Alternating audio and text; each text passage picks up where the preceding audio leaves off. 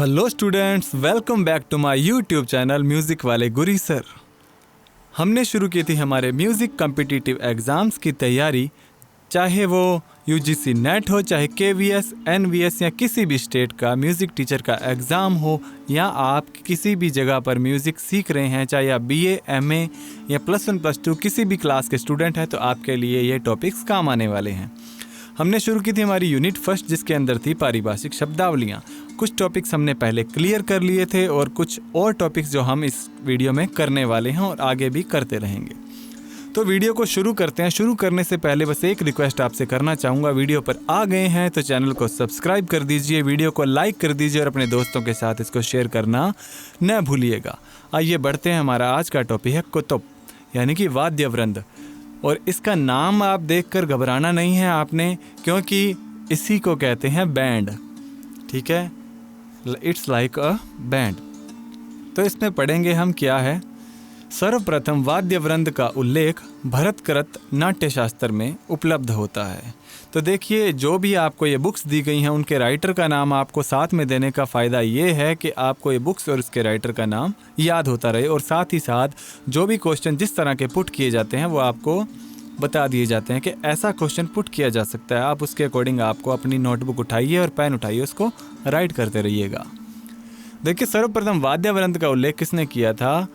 भरत ने किया था। कहाँ किया था? नाट्यशास्त्र में, जिसका रचना काल 2री शताब्दी माना गया है। अब यहाँ पर आपको ये भी क्लियर कर दिया कि नाट्यशास्त्र का रचना काल कौन सा है? 2री शताब्दी। और 26वें अध्याय के प्रारंभ, और उस अध्याय का नाम है वाराणसी संस्करण, में भरत ने नाटक के संदर्भ में वाद्य वृंद कुतुब बनाने के लिए विभिन्न वाद्य व्यवस्था की। अब इसको किसमें बताया गया? देखिए, भरत ने नाट्यशास्त्र में बताया। नाट्यशास्त्र की रचना कब हुई? 2री शताब्दी में, 26वें अध्याय के प्रारंभ में, जिसका नाम था वाराणसी संस्करण, में भरत ने नाटक के संदर्भ में, किसके संदर्भ में कहा था? ये नाटक के संदर्भ में वाद्य वृंद बनाने के लिए विभिन्न व्यवस्था की। अब है वाद्य वृंद के लिए सर्वप्रथम भरत ने ही अपने नाट्यशास्त्र में कुतुब शब्द का प्रयोग किया। सबसे पहले किसने किया था? नाट्यशास्त्र में ही भरत ने। यह शब्द 2 अर्थों में प्रयुक्त होता है।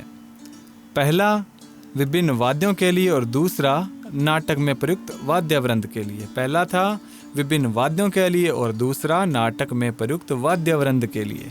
भरत ने अपने नाट्यशास्त्र में 3 प्रकार के कुतुब का उल्लेख किया। 3 प्रकार के कुतुब का उल्लेख किया था। पहला तत्कुतुब। तत्कुतुब में क्या था? गायक, गायिका, सभी प्रकार के वीणा वादक, सभी प्रकार के सुशिर वाद्य और तालधर, मंजीरे और हाथ से ताल देने वाला, इन सब का सम्मिलित रूप तत्कुतुब कहलाता है। इसका आशय यह है कि तत् में सभी लकड़ी की वीणाओं, जिनको दारबी का ग्रहण होता है। अब देखिए, तत् यानी कि तार, इसमें ज़्यादा क्या होगा? तार वाले। गायक, गायिका और सभी प्रकार के वीणा वादक, यानी कि जो वीणा बजाने वाले कलाकार हैं, उनको सम्मिलित किया। और सुशीर वाद्य और तालधर। तालधर मतलब जो मंजीरे बजाते थे या हाथ से ताल देने वाले थे, सबको इसमें सम्मिलित किया गया था। ठीक है। और दूसरा है अवनद्द कुतुब। अवनद्द कुतुब में सभी प्रकार के अवनद्द वाद्यों का ग्रहण होता था। जो कि अवनद्द वाद्य हैं, उनको इसमें सम्मिलित किया जाता था। नाटक में अवनद्द वाद्य के 2 कार्य होते थे। पहला कार्य जहाँ गीत, गायन तत् सुशीर, जहाँ गीत, इन तीनों का सम्मिलित रूप है, प्रयोग हो, उसकी रंजकता बढ़ाने के लिए। दूसरा, नाट्य की विभिन्न परिस्थितियों के अनुसार स्वतंत्र रूप से ताल के आवर्तन को संभालना। पहला तो था गीत में और दूसरा था नाटक में। गीत में क्या था? गायक तत् सुशीर का प्रयोग होता था, यानी उसकी रंजकता को बढ़ाने के लिए, सुंदरता को बढ़ाने के लिए। और दूसरा नाट्य में, यानी नाटक में कहीं भी ताल के आवर्तन को संभालना। तीसरा था नाट्य कुतुब।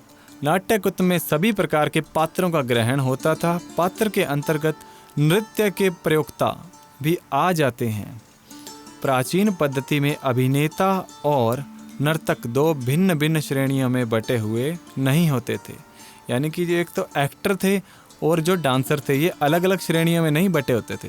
पात्र के वर्णन में देश ही प्रधान है, क्योंकि प्रादेशिक भिन्नता के अनुरूप ही वेश विन्यास, चाल ढाल, बोलचाल आदि का चुनाव तथा प्रयोग होता है। देश मतलब वहाँ का जो वातावरण है, किसी अगर स्पेसिफिक एरिया के बारे में अगर नाटक खेला जा रहा है तो उस एरिया के लोग किस तरह के कपड़े पहनते हैं, किस तरह का वहाँ पर बोलचाल है, उनका रहने का ढंग क्या है, उसके अनुसार ही इसका चुनाव होता था। ठीक है, अब ये तीनों बातें अगर आपको समझ में आ गई तो हम नेक्स्ट आगे बढ़ रहे हैं। दूसरा है वृंद। क्या है वृंद? भारतीय संगीत के इतिहास में प्राचीन काल से ही समूह गान अथवा वृंद गान की परंपरा रही है, जिसे पाश्चात्य संगीत में कोरस कहा जाता है। हम कहते हैं ना, एक मेन सिंगर और पीछे क्या होता है, कई सिंगर्स अगर गा रहे होते तो वो कोरस होता है। ब्राह्मणों द्वारा किसी मंत्र का उच्चारण करना तथा एक तो हो गया मंत्र का उच्चारण करना तथा मंदिर में सामूहिक प्रार्थना इत्यादि वृंद गान के अंतर्गत आता है। सामूहिक रूप से किया गया कार्य वृंद कहलाता है। सामूहिक रूप से गायकों और वादकों द्वारा सामूहिक रूप से जो संगीत प्रस्तुत किया जाता है उसे वृंदगान कहते हैं। मतलब जो गायक और उनके वादक हैं, यानी पूरा का पूरा ग्रुप एक साथ जब काम करता है तो वो क्या कहलाता है? वृंद कहलाता है। भारत के नाट्य शास्त्र में 3 प्रकार के वृंद बताए गए हैं। यहाँ ये इंपॉर्टेंट टॉपिक शुरू होता है, इसको जरा आप राइट करना चाहें तो राइट कर लें, नहीं अदरवाइज इसको ध्यान से सुनिएगा। देखिए, नाट्य शास्त्र में 3 प्रकार के वृंद कौन कौन से? उत्तम वृंद, इसमें क्या होते हैं? 4 मुख्य गायक, उनके साथ 8 सह गायक। 4 मुख्य गायक, 8 सह गायक, 12 गायिकाएं एवं 4 मृदंग वादक और 4 वंशी वादक। मतलब 4-4 ही होते थे ये, मृदंग वादक और वंशी वादक 4-4। तो देखिए इसमें क्या है, 4 तो हो गए मुख्य गायक, 8 सह गायक डबल उनके, और उससे भी 4 बढ़कर गायिकाएं, मतलब 12 गायिकाएं, और 4-4 मृदंग वादक और वंशी वादक होते हैं। दूसरा जो है मध्य वृंद, इसमें 2 मुख्य गायक, पहले में 4 थे, इसमें हो गए आधे 2, और 4 सह गायक, 6 सह गायिकाएं, 2 वंशी वादक और 2 मृदंग वादक, यानी कि पहले से आधा हो गया मध्य वृंद। पहला था उत्तम वृंद, दूसरा है मध्य और तीसरा है कनिष्ठ वृंद। इसमें 1 मुख्य गायक, 2 सह गायक तथा 3 गायिकाएं होती हैं, 1 वंशी वादक तथा मृदंग वादक, यानी इसकी जो मात्रा है और आधी हो गई। मतलब उसमें थे 4, मध्य में आ गए 2 और कनिष्ठ में हो गया 1 मुख्य गायक। आगे है देखिए, गायिकाओं के उत्तम वृंद में 2 मुख्य गायिकाएं, अब गायिकाओं का आ रहा है, पहले गायकों का था अब गायिकाओं का, और 10 सह गायिकाएं और 2 वंशी वादक तथा 2 मृदंग वादक होते थे। और इसी तरह मध्य वृंद में 1 मुख्य गायिका होती है, उसके साथ 4 सह गायिकाएं, 1 वंशी वादक और मृदंग वादक। कनिष्ठ वृंद में गायिकाओं तथा उनके संगीतकारों की संख्या और भी कम हो जाती है। 1 हो गई मुख्य गायिका और सह गायिकाएं और कम हो जाएंगी, और उनके जो वंशी वादक या मृदंग वादक जो भी हैं उनके वादक हैं वो उसके अकॉर्डिंग हो जाएंगे। तो देखिए ये गायिकाओं का हो गया। अब आगे आता है टॉपिक वाग्यकार। देखिए वाग्यकार वर्ड आपको बहुत हैवी लग रहा है, बट अगर हम इसको देखिए तो एक ये म्यूज़िक प्रोड्यूसर की तरह ही काम करता था। जैसे देखते हैं, इसके बारे में पढ़ते हैं पहले। प्राचीन काल में वाग्यकार उस व्यक्ति को कहा जाता था जो पद रचना तथा स्वर रचना दोनों कलाओं में प्रवीण होता था। मतलब जो पद रचना भी करे और स्वर रचना भी करे, एक तरह का डायरेक्टर हो गया। वाग्य शब्द 2 शब्दों से मिलकर बना है, एक तो वाक और दूसरा गे। वाक का आशय है पद्म और गे का आशय संगीत, अतः इन दोनों का ज्ञाता वाग्यकार कहलाता था। कुछ विद्वत इन्हें क्रमशः मातु और धातु भी कहते हैं। संगीत रत्नाकर में एक उत्तम वाग्यकार के 28 गुण बताए हैं। अब यहाँ ये इम्पोर्टेंट बात है, क्वेश्चन इस तरह से आ सकता है कि संगीत रत्नाकर में उत्तम वाग्यकार के गुणों की संख्या है, वो देगा आपको 25, 26, 27, 28 इस तरह बिल्कुल क्लोज देता है आपको। तो आपने याद रखना है कितने गुण बताए गए हैं, 28 गुण। एक उत्तम वाग्यकार जिसमें संगीत और साहित्य के ज्ञान के अतिरिक्त भी अनेक गुण आवश्यक हैं, जैसे उसे विभिन्न देशों के रीति रिवाजों, भाषा तथा काकू आदि का ज्ञान होना आवश्यक है। इसमें स्वतंत्र एक शीघ्र रचना करने की शक्ति, एकाग्रचित तीनों स्थानों में गमक लेने की शक्ति। तीनों स्थान मतलब जो 3 जगहें बताई गई हैं, तीनों ऑक्टेव्स हमारे सप्तक जिनको बोलते हैं, मंद्र मध्य तार, उनमें क्या है, गमक लेने की शक्ति, राग द्वेष का अभाव, अलौकिक बुद्धि, वाक चातुर्य, गायन, वादन, नृत्य आदि में कुशलता तथा दूसरों के मन को जानने की शक्ति आदि गुण होने चाहिए। ये सभी गुण वाद्यकार की कुशलता तथा प्रवीणता को दर्शाते हैं, इसलिए एक कुशल वाद्यकार में ये सभी गुण अवश्य होने चाहिए।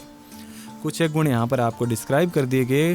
वाद्यकार के गुण कितने होते हैं? 28। और उत्तम वाद्यकार वो होता है जो इन सब चीज़ों को समझ जाए, तो वो एक उत्तम वाद्यकार हो गया। मध्यम वाद्यकार के बारे में बात करते हैं तो जो स्वर रचना यानी कि धातु में प्रवीण एवं पद्य रचना यानी कि मातु। देखिए, धातु स्वर रचना और मातु पद्य रचना को बोलते हैं। में मंद बुद्धि या कमज़ोर हो वह मध्यम वाद्यकार कहलाता है। मतलब जो धातु और मातु में मंद बुद्धि हो, मंद बुद्धि यानी कि कमजोर हो, वो मध्यम वाद्यकार हो गया। और अधम वाद्यकार जिसे केवल शस्य ज्ञान हो पर पद रचना व स्वर रचना स्वर लिपि का ज्ञान न हो, वह अधम वाद्यकार हो गया। जे सिर्फ शस्य ज्ञान हो, थोड़ा बहुत ज्ञान हो और पद्य रचना और स्वर रचना का ज्ञान न हो, तो वो क्या हो गया? अधम वाद्यकार हो गया। 3 तरह के वाद्यकार हमने यहाँ पर पढ़ लिए: उत्तम वाद्यकार, मध्यम वाद्यकार और अधम वाद्यकार। इसको आपने ध्यान में रखना है। उत्तम वाद्यकार यानी सब कुछ आता हो उसको, मध्यम वाद्यकार जिसको धातु और मातु में मंद बुद्धि हो, और अधम वाद्यकार जिसको थोड़ी बहुत नॉलेज हो। तो ये इतना हमने वाद्यकार के बारे में यहाँ पर पढ़ लिया। तो आज का टॉपिक हम इतना ही करेंगे। इसके बाद हम करेंगे हमारे नेक्स्ट टॉपिक को। वीडियो अच्छी लगी हो, कुछ समझ में आया हो तो वीडियो को लाइक कीजिएगा और चैनल को सब्सक्राइब करना न भूलिएगा। अपने दोस्तों के साथ में इसको शेयर करना न भूलिएगा। अगर इसकी PDF आपको चाहिए तो हमारे टेलीग्राम चैनल, जो कि म्यूज़िक वाले गुरी सर के नाम से आपको टेलीग्राम पर मिल जाएगा, उसको आप सर्च कीजिएगा, हमारे टेलीग्राम को ज्वाइन कीजिएगा। वहाँ पर आपको इसकी PDF भी मिलेगी और साथ ही साथ आपके जो म्यूज़िक कम्पिटिटिव एग्ज़ाम्स के तौर पर जो अच्छे क्वेश्चंस हैं उनकी क्विज़ भी आपको वहाँ पर मिलेगी। तो मिलते हैं नेक्स्ट वीडियो में। तब तक के लिए जय हिंद, जय भारत। पढ़ते रहिए, बढ़ते रहिए। धन्यवाद।